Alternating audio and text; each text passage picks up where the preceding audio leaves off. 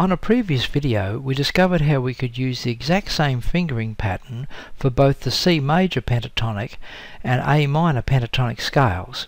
It was simply a matter of beginning on a different note.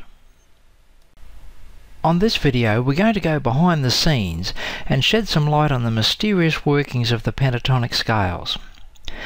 To really understand how these scales work, we have to firstly put the guitar down and have a look at what really happens with pentatonic scales and their relationships to the major scale and the Aeolian mode. So let's begin by looking at the C major scale. The main thing we want to be able to identify at the moment is where the semitones occur in the C major scale. And these occur between the notes E and F and B and C. And this is very important because the semitones create the tension points in the scale. If we take a look at a piano keyboard, it's easy to identify where the semitones occur. You'll notice there's no black note in between the notes E and F and B and C. Now let's go over and have a look at the major pentatonic scale. To create a major pentatonic scale, we simply omit the 4th and 7th notes of the major scale.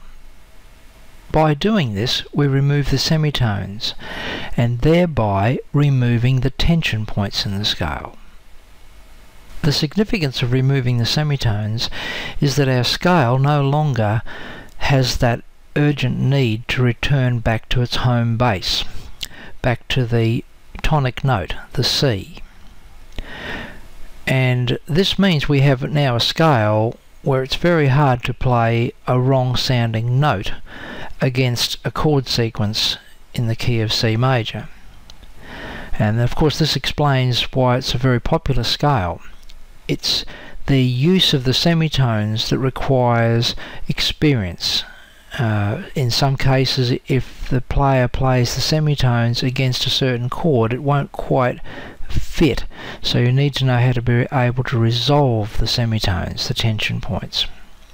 By removing the semitones, the player can freely play any note in the scale without worrying too much about it sounding wrong.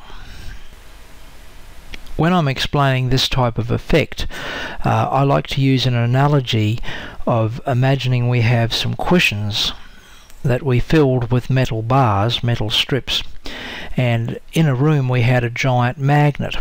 Now if we were to toss these cushions around the room, they would be drawn towards this magnet. Now I like to think of the notes in the major scale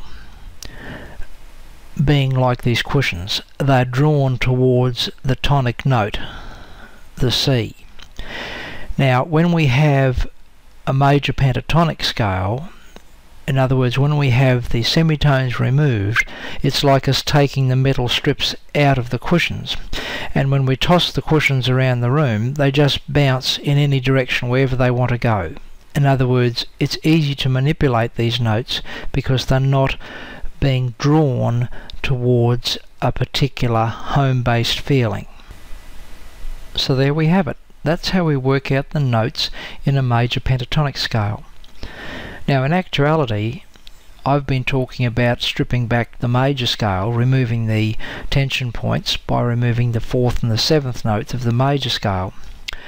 Actually, the pentatonic scale existed well before the major scale, so it could really be said that a major scale is really a built-up major pentatonic scale.